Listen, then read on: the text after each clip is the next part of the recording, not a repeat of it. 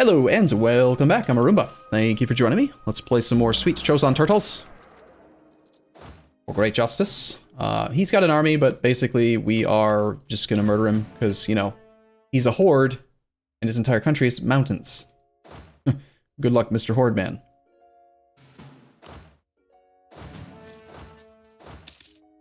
Let's have Civil Gorilla move forward onto there, and we'll take this other province. Because we have some subjects, I expect that he's going to just go and try to besiege them, which is pretty great. We do lack zone of control up here. I kind of want to maybe build a fort up here in the woods. It would just be nice, because eventually this will be our land, and that'll cover this whole region. Probably not going to fill this land in, like... Actually, we could. We could try to, like, colonize north just to block off Russia. Long-term plan. We shall see.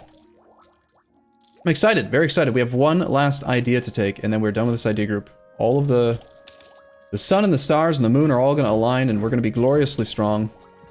We do need to also siege down Ainu, who is on Tech 8. This stacks up here. It's supposed to be dealing with rebels, but we could repurpose it for the Ainu War. For now. We'll probably get some extra separatism, because they will occupy. Also, this is another thing where we should probably just build a damn fort up here to prevent the AI from ever trying to come siege this stuff. It's super, super annoying and barely an inconvenience when you fight a war and they come occupy it, and it's minor, but you get like 0.01 monthly war exhaustion just because these random little derpy provinces are occupied. So just by building a fort, we can prevent all that. Let's go here, and we're going to land in this location. It'll be a lot faster than trying to land on his land. Then we'll have to bring the navy over and defend so that we can cross the strait.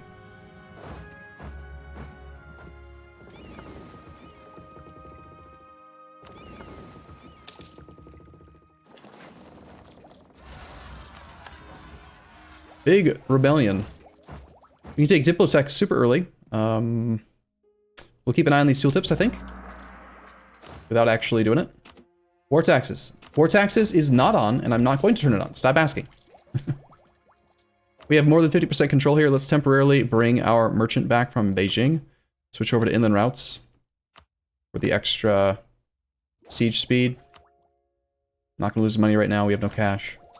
It's not a big deal. We have 31-day siege ticks. Not great, but we don't have offensive ideas, so... Fortune tribes rebelling doesn't matter to us at all. Yeah. Chat. Relax. We're in the third age. Sorry, we're in the second age, so there is no free war taxes anymore. We are behind time in Miltech, and we are doing a military ID group. No. Not going to happen. You're actually trying to land some troops? Okay.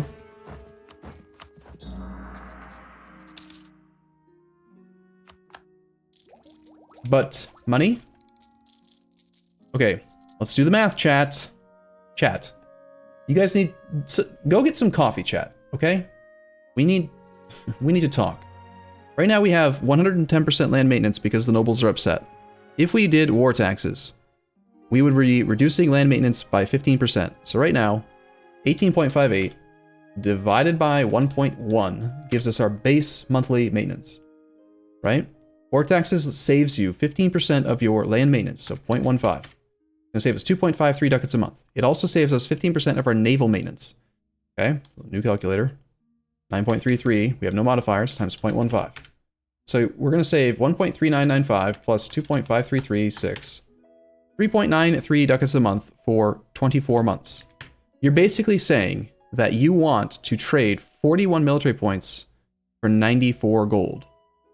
While you are behind time on Miltech, and you are doing a military ID group. That's not really even a good deal. It's just not... When it's free, I mean, why not? Worth? I mean, it is a pretty... It's better... It's better than running high-level advisors, I'll give you that. If you're trying to get an exchange rate of about 1-to-1. I think we'll actually go kill his navy. Send this army this way because we want to bring these artillery over. This is just like pure infantry, I think.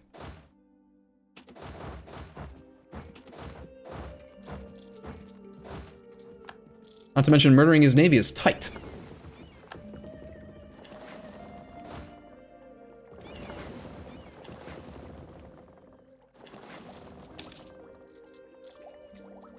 Okay, we're approaching that point cap, right? Gotta keep an eye on that. There is our core. How are we doing on state slots? Pretty good.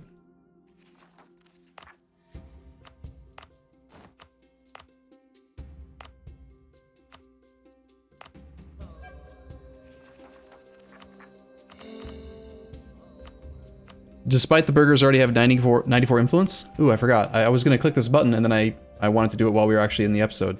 But, oh well. Now I remembered. We'll give the burgers to 2 estuary provinces, assuming it doesn't push them above 100. Actually, I'm going to wait till their loyalty recovers for a bit. I feel like if I grant these 2 provinces right now, we're just going to get a bad event. You know? Like you do. Granting land to the nobles is just going to increase unrest right now. Granting land to the clergy is not a bad idea. It's not going to harm us. Pitch! Barely an inconvenience, indeed. Alright, this navy has a few guys on it. Let's go...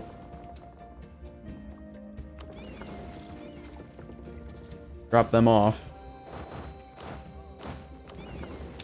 Get these transports to come rejoin the fleet. Looks like our colony just finished over in here.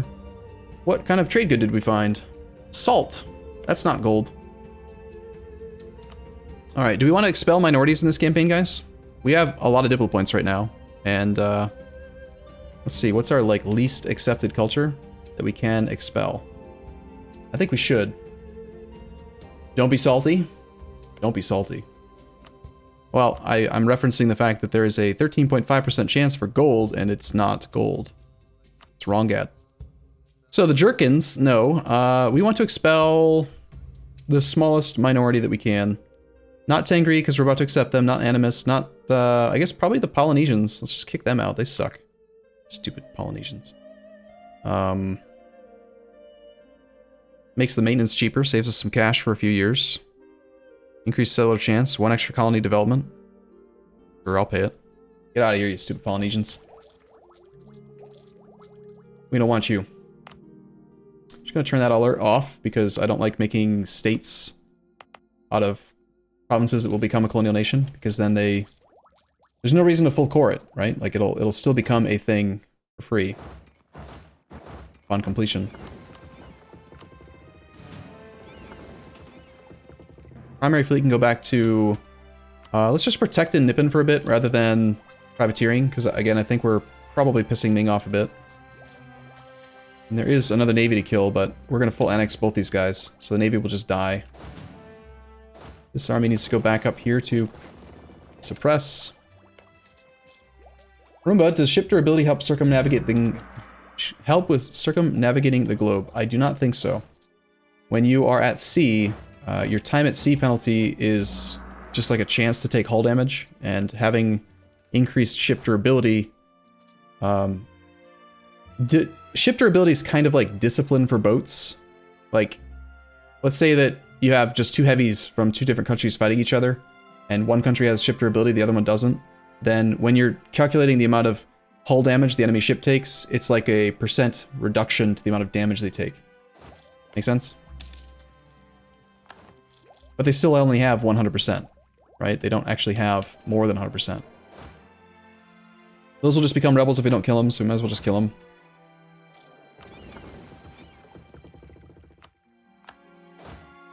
Same thing with the Jiangsu army, if we can track that down. Does he still have an army? He does. Our subjects are all set to siege focus, their armies are too weak to actually engage anything, so...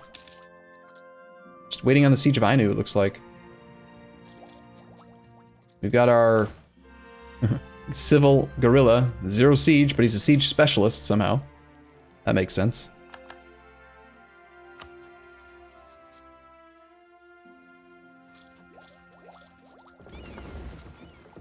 Navy murdered. We'll pay the diplo points since we're so close to the cap anyway, and just full annex this guy. Get rid of him. One less tag to deal with. Of course, this will probably... no, Civil War is no longer a problem because we died, didn't we? This army, I guess, can stay here for now, then.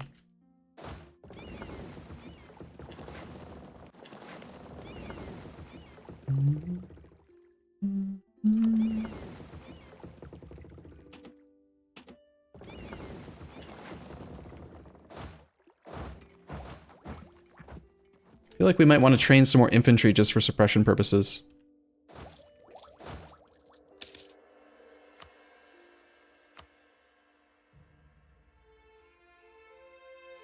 Ganzu has land over here? That's weird. I don't like that.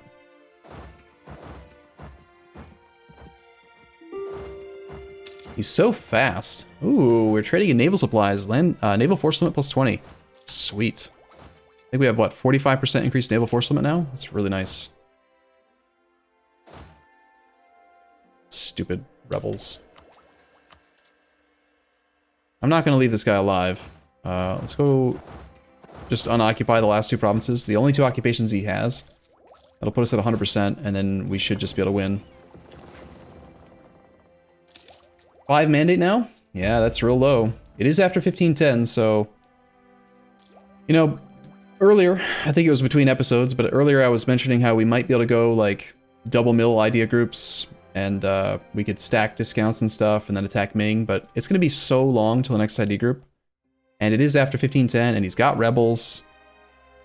I think we should break our relationship with Ming now. I don't think we want to wait for quality ideas or economic ideas. I think now is, like, we gotta strike while the iron's hot, right? Vassal integrate, don't forget. Is that... I thought that was 1525.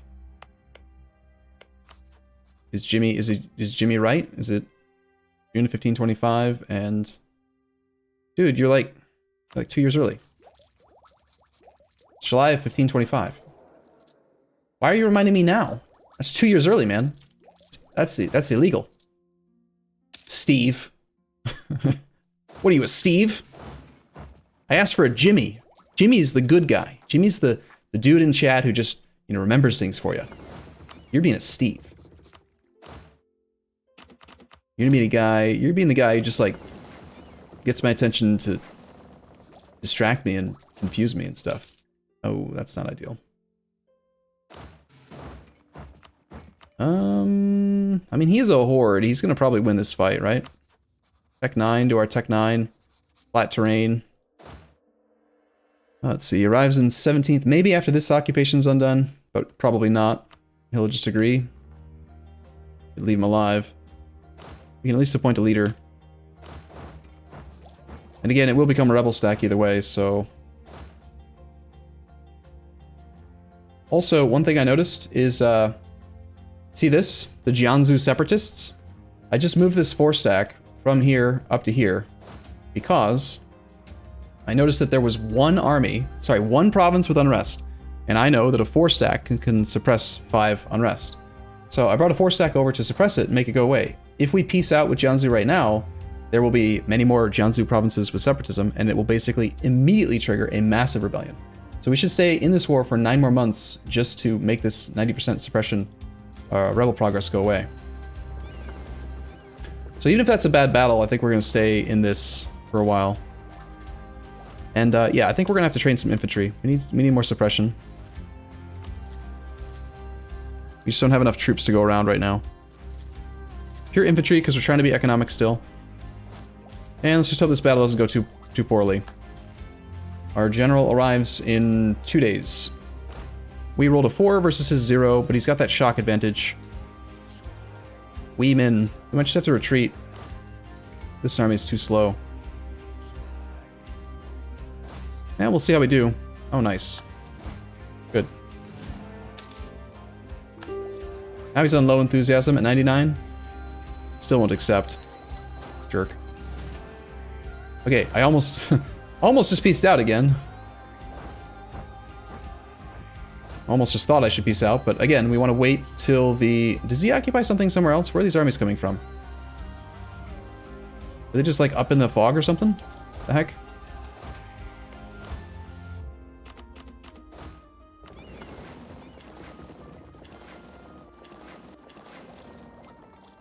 Ming still hasn't done any ring yet? No.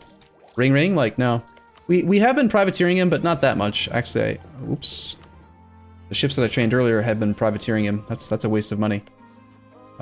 We've been taking an opinion penalty, even though we're only privateering with a small navy instead of a huge navy. We're not going to be able to catch that army. Let's just forget about that completely. So, we just stay in this war for another 7 months. That's it.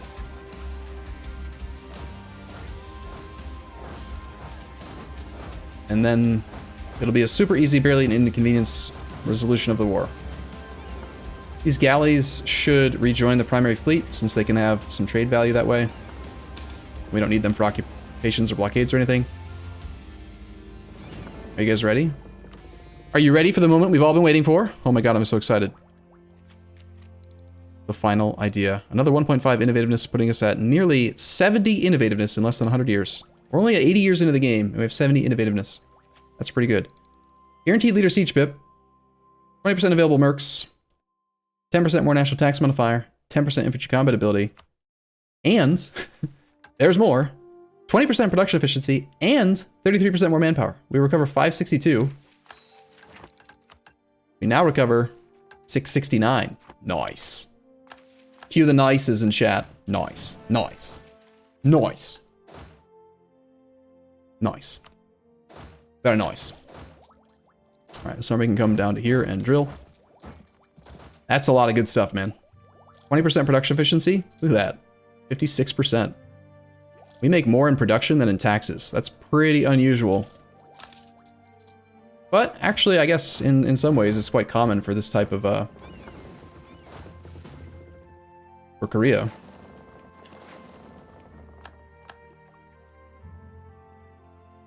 Probably on the 19th. We'll be there on the 23rd. We have no leader right now, and I can't assign a leader while we're at sea.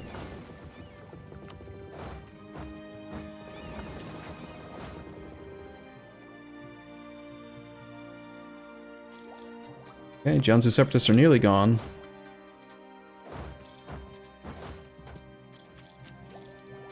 We still have Uichi separatists at 80%. I refuse you, Ming. I refuse you for now and for all eternity. No competition on admin or diplotech for innovativeness. I